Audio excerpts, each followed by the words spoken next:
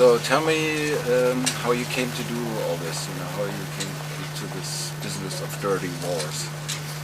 Well, I've been working as a journalist since the late 1990s, and primarily I was covering wars from the perspective of civilians who lived on the other side of American foreign policy and trying to tell their stories and to do so in the U.S. where I thought it actually mattered.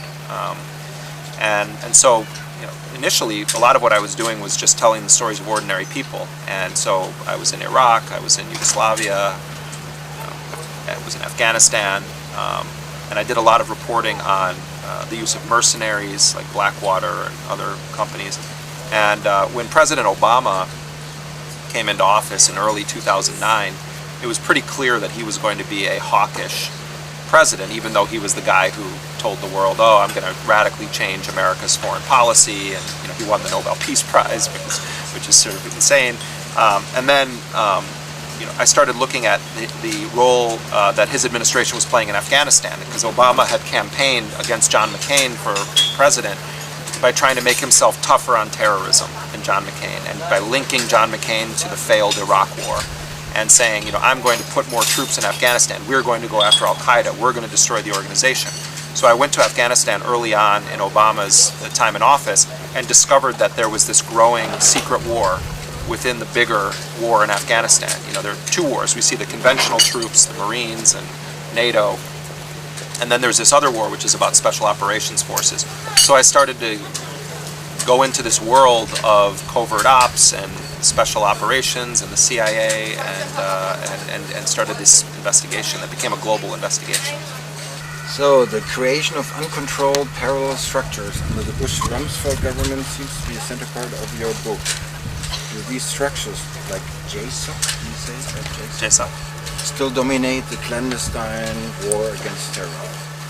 Yeah, in the United States we have a permanent national security bureaucracy, or a permanent national security state that doesn't really depend on who's president of the United States. So at times, like under Bush and Cheney and Rumsfeld, there was a real expansion in that national security state. And under President Obama, it has continued to expand, and he really has tried to put his stamp of legitimacy on it. So right now, the U.S. on any given day has special operations forces in over 100 countries around the world. The CIA is, effectively a paramilitary organization. It's not that the CIA hasn't always had a paramilitary function, but it's grown in a huge way since September 11. Dick Cheney and Donald Rumsfeld in particular spent their entire careers trying to create a dictatorship of the executive branch of the U.S. government when it comes to foreign policy. They don't want Congress or the courts to be involved at all with the planning of their little covert wars. And they achieved quite a coup after September 11th because they were able to push through these really repressive laws. Some of them were domestic in the U.S., like the Patriot Act, and some of them, like this law called the Authorization for the Use of Military Force, which was passed a few days after 9/11, gave the U.S. president permission to wage a war, a borderless war around the world. And that law remains on the books to this day. So Obama has used it, just as his predecessors did. So yeah, in short, I would say we have a national security state that doesn't depend on who is in office. It will constantly grow. So you say it was a coup, Bush-Cheney, they used September 11th, or do you think? Well, there's no doubt they used September 11th. I don't think they did September 11th. I don't believe in that theory at all. I think there is an organization called Al-Qaeda that planned this. Okay. Yeah, but they used 9/11. Yes. And manipulated that horrible tragedy to justify all of these policies around the world. Only one member of the entire United States Congress in either house voted against the authorization to go to war on the world. And she was a progressive congresswoman, African American, named Barbara Lee from California. If you watch her speech, it's on YouTube, she was trembling when she gave that speech. She said, we are going to become the enemy that we claim to be fighting. We are going to be in a perpetual war. She was right about so many things. the Patriot Act was an incredibly repressive piece of legislation in the U.S. Only one senator, Russ Feingold, voted against it. What do you call the state using or manipulating tragedy to push through an agenda? In a way, it was a coup against democracy that to this day continues to impact the world. Excuse me, just an intervention because it's actual. I read today in the newspaper about. He's called J. Johnson. J. Johnson. J. Johnson about drones to use it for the homeland security. What you heard about? Well, so what happened is, when President Obama came into office, he brought on board, or brought onto his team in his administration, a number of lawyers who were very well respected in the human rights world. One of them, Harold Koh, was the former dean of the Yale University Law School and a major human rights lawyer. He went to the State Department and became the main lawyer signing off on the drone strikes and saying these are legitimate, these are legal. And then Jay Johnson was a lawyer that they brought on at the Pentagon, at the Department of Defense, to do the same thing. So you had these two lawyers that were really putting a stamp of not just legality, but legitimacy because they had a human rights advocacy record. Jay Johnson has now been nominated by President Obama to be the Director of Homeland Security. He was a major figure in the drone wars and now is going to be his nominee for Homeland Security. I won't go into the detail about Eric Holder, for example. He's the Minister of Justice. Eric Holder is, we call it the Attorney General in the U.S., but it's like the Minister of Justice. Okay, because I read it today in the newspaper. It's close to the actual, because it's an intervention. The focus of your last book was the privatization of war. What is the status of private military companies like Academy, Blackwater, MPRI, and others in actual... Eine Frage. Geht es nachher alles auf eine Rechnung? What's that? Yeah. What did you say? Is it all in one? I got it. It's on 235 is the room. 35. 35. Thank you. Thank you. So, and other than actual U.S. cover operations? Well, President Obama claimed that he was going to try to regulate the use of mercenaries and bring a system of accountability. Under his administration, the same mercenary companies that were working under Bush continued to thrive. In Afghanistan, you have mercenaries working for the Pentagon, working for the State Department, working for the CIA, working for other corporations.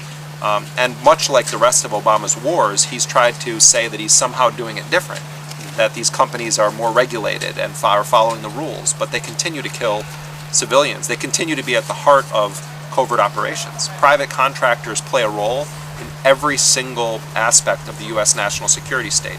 They're at the NSA, at the CIA, at the FBI, at all of the intelligence agencies. We have a radically privatized national security state in the United States where big corporations are feeding off of the public's money and building up their own infrastructure.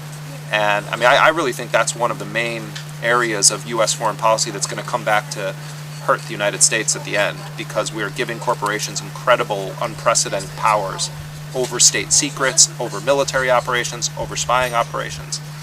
These are for-profit companies at the end of the day. This isn't about patriotism or defending the homeland. This is about money.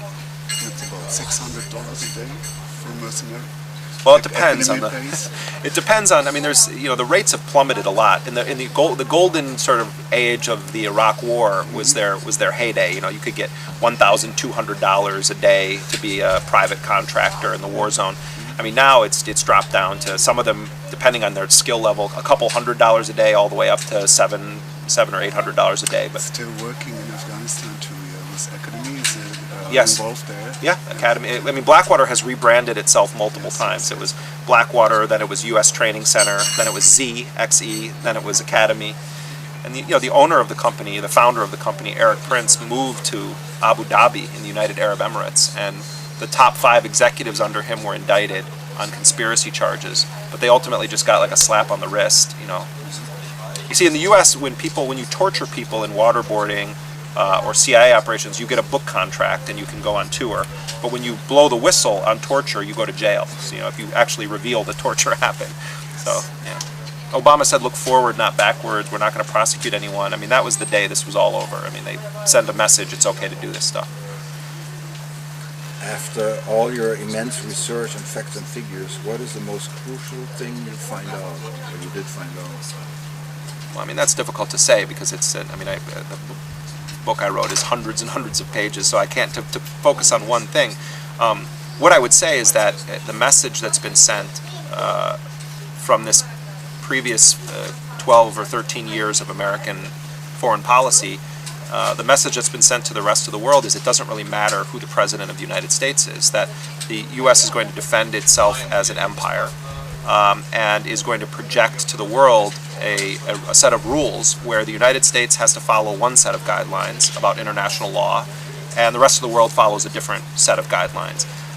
To have a man who won the Nobel Peace Prize and who is a constitutional lawyer by training publicly asserting that the U.S. has the right to assassinate its own citizens and other nations' citizens without indicting them for any crime or without presenting the public with any information about them means that the U.S. doesn't actually recognize the system of nation states or sovereignty. And I think that between Bush and Obama, it's very clear that America believes that it has a right to wage preemptive war. It's like pre-crime. They're killing people whose identities they don't actually know on the belief that one day, they may commit a crime or they may commit an act of terrorism. And for most of the world, that is against their values. And so, I really feel like we're in a moment where the U.S. is asserting its right to be an empire. Not just its right, but that it's right to be an empire, which is a little bit more disturbing. Isn't it also just the end of democracy as we thought? I'm very critical, obviously, of the government of my own nation. I do think that there are incredible democratic systems within the United States. I think that democracy is under threat right now. I wouldn't say it's the end of democracy yet, but I think that if you don't have a truly independent press in a society that says it's a democracy or a democratic republic, as the U.S. is, then you're moving into a really dangerous area. And I think on every level, civil liberties in the U.S., covert wars around the world, freedom of the press, all of these are under threat. And I do think that it's a threat to democratic process. But I wouldn't say, I still believe that we can fight back. It's just Obama has really pacified a lot of the left in the United States. A lot of liberals in the United States have just kind of folded into his operation. So here, with embedded journalism, the reporting on war is controlled and biased. Reading the footnotes of your book, you're widely using the publication of WikiLeaks materials. Yes. Is this an essential part of your research? Yeah, it's impossible to quantify how important WikiLeaks has been, and more recently, the documents that Edward Snowden brought to the attention of the world. What WikiLeaks did was to challenge the secrecy, the over-secrecy of the United States, to unmask details about the relationship the U.S. has with human rights abusing countries as well as its own allies. It's not that we didn't understand these things were happening. It's that WikiLeaks revealed details that were incredible and were essential for all of us to understand. There were whole stories that I did in my book about Somali warlords, for instance, that wouldn't have been possible without WikiLeaks, because I found the names of these warlords being supported by the CIA in the WikiLeaks cables.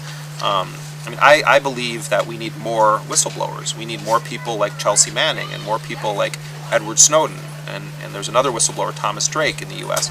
All of these are people who took huge risks for very principled reasons. And I think they did it because they were concerned about the systems that they were a part of. They were concerned about being a part of systematic human rights abuses or violations of our own laws in the U.S. So, WikiLeaks has been utterly essential to my work and even to the work of journalists who now smear WikiLeaks. The New York Times has been on a smear campaign against WikiLeaks, and yet they benefited tremendously from what Julian Assange did and what Chelsea Manning did. The New York Times did not cover the trial of then Bradley Manning until they were shamed into doing it.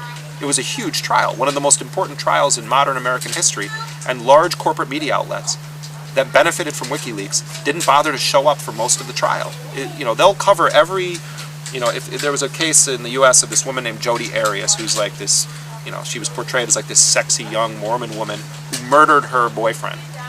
They would send like 50 correspondents, from television networks to cover this trial, and none of them show up for the trial of Bradley Manning. that says a lot about the values of, in the U.S. with our media culture. Shouldn't we, as citizens, also try to protect whistleblowers? Yeah, I mean, Obama actually said when he was running for president that he was going to, make sure that whistleblowers had protection. He and his administration have prosecuted more whistleblowers than all of the previous administrations combined in U.S. history under this law called the Espionage Act, which was passed in 1917 to go after people committing acts of espionage for Germany. It's now being used today to go after people who provide independent information to journalists. And there's a former CIA officer named John Kiriakou who is in prison right now for revealing classified information. And part of what he did was to blow the whistle on torture and waterboarding. As I said before, if you order waterboarding or participate in it, you get a book contract, like this guy Jose Rodriguez, who ran the CIA torture program. If you talk publicly about it as a former CIA person, you go to jail. So it's shocking, That brings me to another thing. Is there a specific role of German support in the covert programs of identifying, interrogation and transport of prisoners to secret camps? For example, what is the logistic importance of Ramstein Air Base and the AFRICOM structures in Stuttgart? Well, I mean, the question of rendition, I know there's been investigations in Germany about this, and I don't know the findings of it. What I will say is that German soil is used by the U.S. military and by special operations forces for a wide range of activities across the globe. Stuttgart is one of the main hubs where the U.S. runs what is effectively an assassination program in Africa. And AFRICOM is based at Stuttgart and at Camp Lemonnier in Djibouti. So they have ongoing lethal operations that are being planned from German soil at Stuttgart. The head of the Special Operations Command for Europe is generally based in Stuttgart. The Joint Special Operations Command, this elite secretive commando unit, plans operations out of Stuttgart. So, Germany is playing a very serious role in the targeted killing campaign in Africa. Also, there's a case of a German citizen who was killed in a drone strike in Waziristan in Pakistan in late 2010. He's a man of Turkish descent, but he's a German citizen. He was killed in a drone strike by the United States. There's very serious questions that the German government should have to answer about whether it had anything to do with providing intelligence to the Americans that led to the killing or assassination of this German citizen by the United States. Because if Germany, my understanding from talking to some of his lawyers, his family's lawyers, is that if Germany did participate in this and provided intelligence to the Americans that helped to kill one of their own citizens, that it's potentially illegal in Germany. So that's part of where the scandal is. But there's an open court case on this in Germany, and we'll see what happens. But the German state has cooperated with the CIA, with the NSA, certainly with the U.S. military. So its hands are not clean in these operations. The specifics of it, that's up to German journalists to figure out. So the war against terror does not accept the status of POW. With the term of illegal enemy combatant, the Geneva Convention and international law is disabled. Well, what happened after September 11th, Bush, Cheney, Rumsfeld embraced the idea that the United States did not need to abide by laws that Al-Qaeda would not abide by, which is a really dangerous assertion for a global superpower and a democratic society to make. And what happened is that they reverse engineered a training program that was used to prepare American soldiers to endure torture from lawless enemies.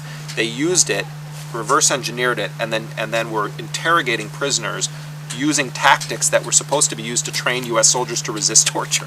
There were blatant violations of the Geneva Conventions. The entire creation of Guantanamo is a massive violation of the Geneva Conventions.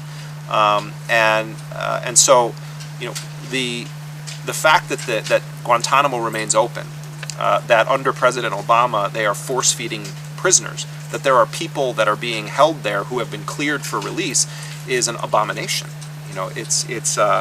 it's one of the most clear pieces of evidence that we have on the double standard that the U.S. believes applies to its operations.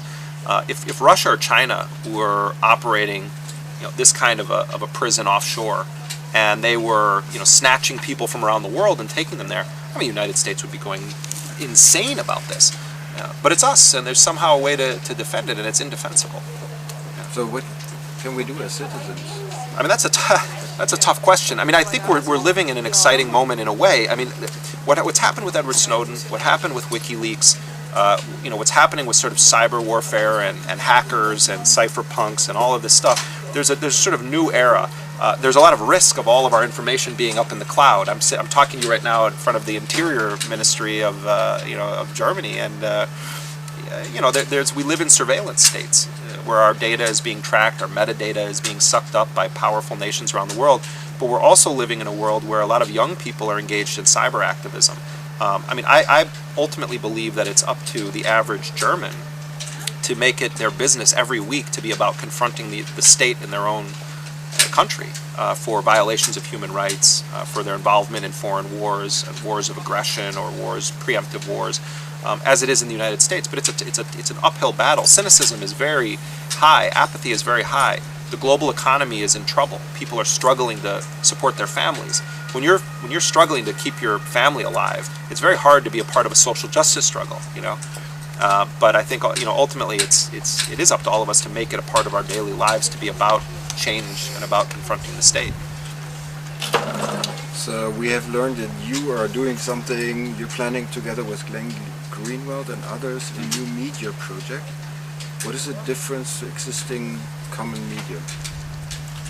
Well, Glenn Greenwald and Laura Poitras. Laura Poitras is a filmmaker who lives here in Berlin, and she's an Academy Award nominated filmmaker who's making a film on whistleblowers right now. The three of us have been talking for some time about starting some kind of a website or media project together. The initial idea of it was that it was going to be a kind of rapid response journalism, investigative journalism, a place to put documents online if we didn't find more traditional places to place the stories. And as we were beginning to plan this website, we were contacted by Pierre Omidyar, who was the founder of eBay. And he, it turns out, was thinking about starting his own news organization, and was asking Glenn, at first asking Glenn Greenwald if Glenn wanted to contribute by just writing some articles or something. He wasn't trying to hire anyone, or he didn't know about our project. And we started discussing with him what we were doing, and we decided to merge the projects together and work with him on it. So the news got leaked that we were doing this, which is ironic because we all work in the world of leaks, and then our own project got leaked. So we weren't ready yet to put it out into the world, but it got out actually while I was here in Germany. So we're hoping to launch in the next few months, and we're going to bring on some young journalists who are hungry, that want to go and get the stories, and we're going to work with some really experienced journalists. So we're not trying to knock other media outlets out of business. We want to build alliances with people, but we want to create a horizontal structure where no one is really the boss, and that the journalists are driving the coverage based on working sources and covering beats. And so I mean, I'm very excited about it. We weren't ready yet to fully discuss it.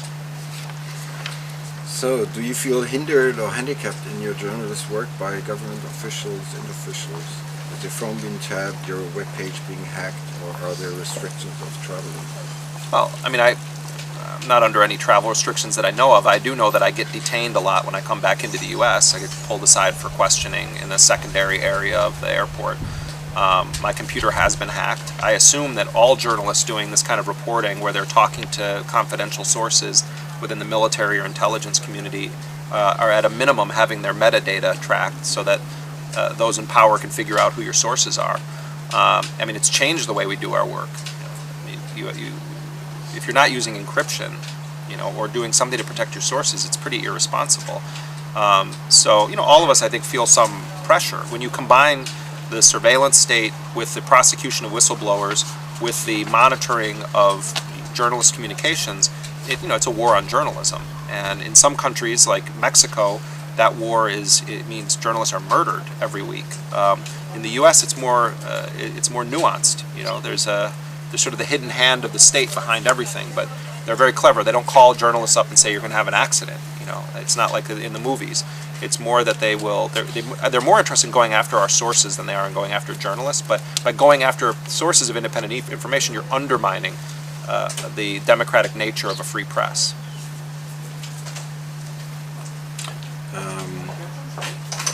Do you have a specific message for the German public?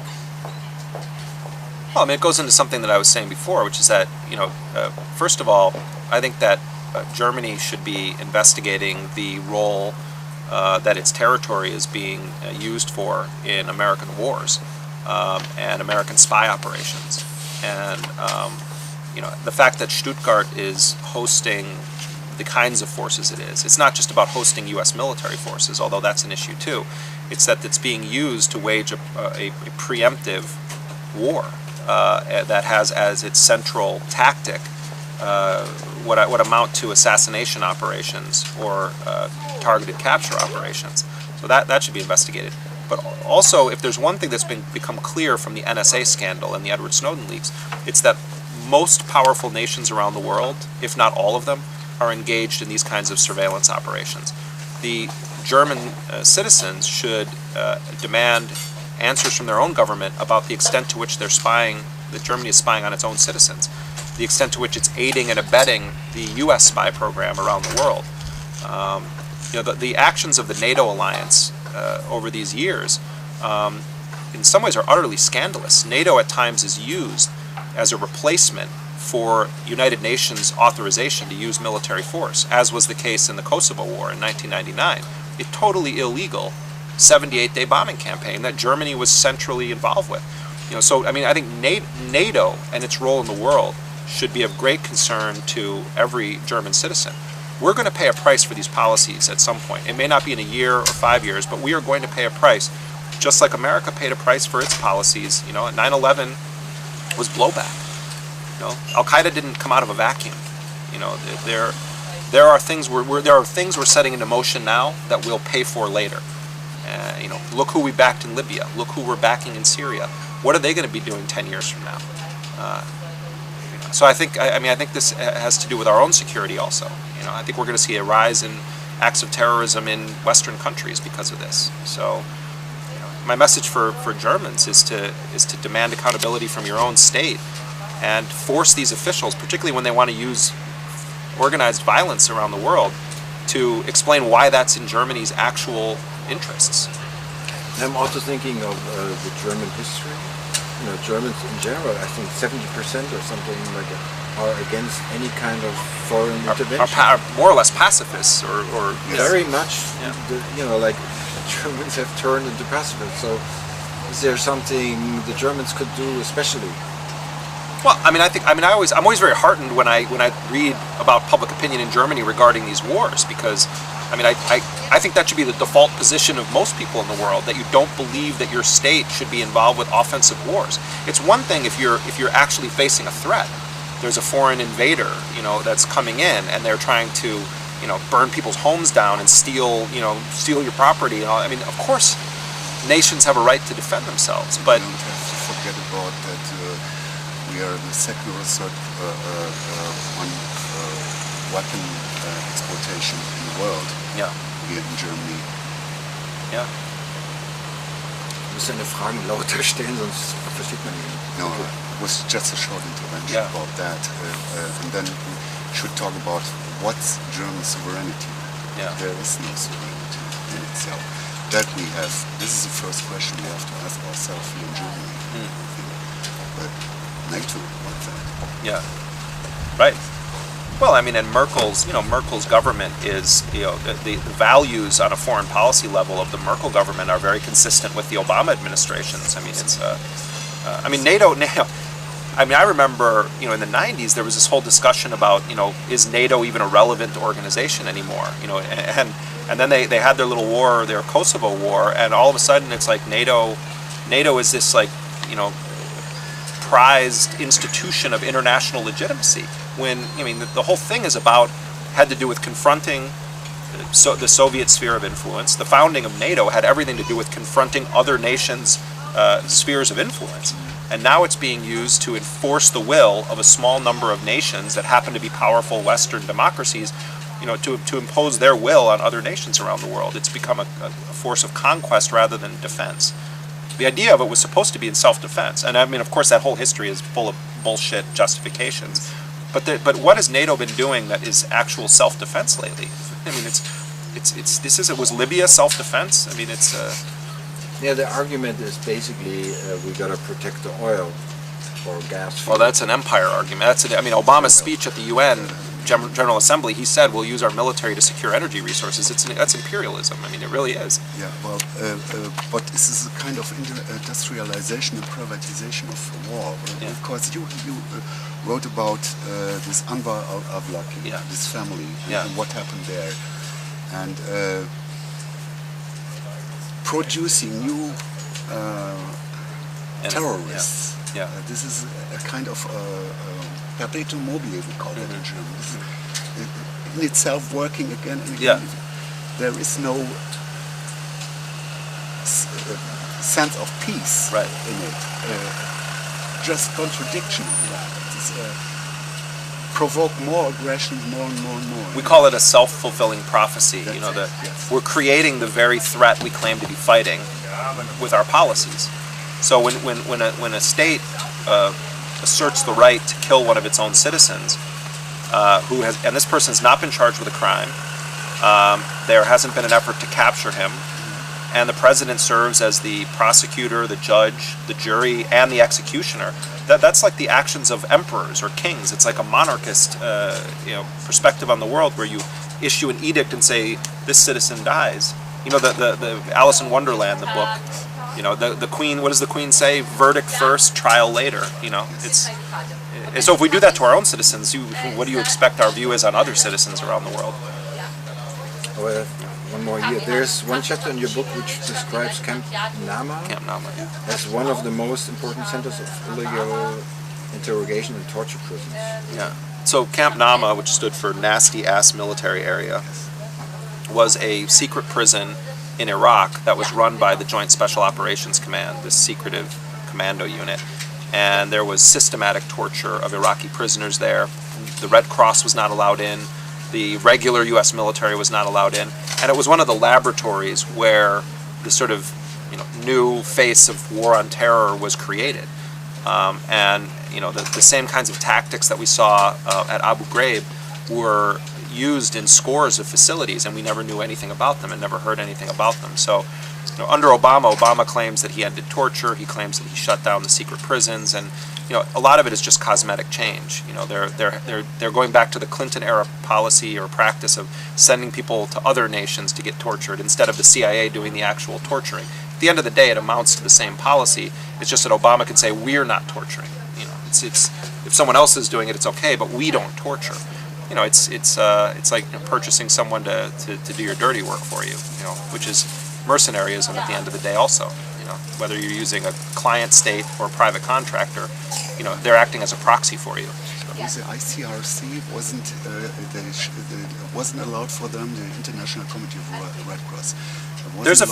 They weren't allowed in Camp Nama, but also now, under Obama, there is. I discovered a prison in the basement of Somalia's National Security Service, which is a secret prison that is being used by the United States to interrogate people from Al-Shabaab or other organizations in East Africa. And when I spoke to the Red Cross about it, they said that they hadn't even heard of the facility. So clearly this is still happening. Excuse me, Red Cross? You mean ICRC. Delegates from Geneva? Yes. They're not allowed access to it. The U.S. also at times under Obama has held prisoners on ships in the Indian Ocean or elsewhere. This guy that they kidnapped in Tripoli a few weeks ago, they took him to a ship first and they were interrogating him there, and then they moved him to the United States. But this is a common practice under Obama. So I have one more question. Yeah, I'm gonna have to wrap up soon too. Yeah. But we can. No, it's okay. When I see how the wars are started in general, it's all basically through media lies. I haven't found in the last 100 years a war that hasn't been started on a lie. Do you think that is kind of structural? Or is it just the way it happens. I mean, war is inherently one big lie. The idea that by use of force you can bring peace. I mean, it was the heart of Orwell's. The whole point of Orwell's 1984 was that the state was eating its own people, and all the while telling them that it was good for them. And you know, we have very sophisticated big brothers in the world now. You know, but at the end of the day, it's that same mentality. You know, the war to end all wars, you know, predates all of our lifetime. And how many wars are there being waged in the world right now? The only beneficiaries of any of these wars have been the elite, the rich, and in the current context, huge corporations. They're the only people that have won anything from these wars. You know, I mean, people talk about, oh, there might be a coup in the United States. I mean, there are a lot of people on the hard left who talk about, oh, there's going to be a coup and the military is going to take over. They don't need to take over. There already was a coup. Following World War II, the creation of the military-industrial complex that grew out of in the United States and spread across the globe was effectively a coup, where corporations didn't need to impose their will on others through the use of force. They were able to manipulate the state into doing it. And it's reached a point where you don't need a conspiracy between the state and big corporations anymore. They just naturally act together. They're like an organism now. And so, you know, how do you confront that? I mean, that, to me, that's the debate we should be having, is not just about the role the state plays in our lives, but these corporations.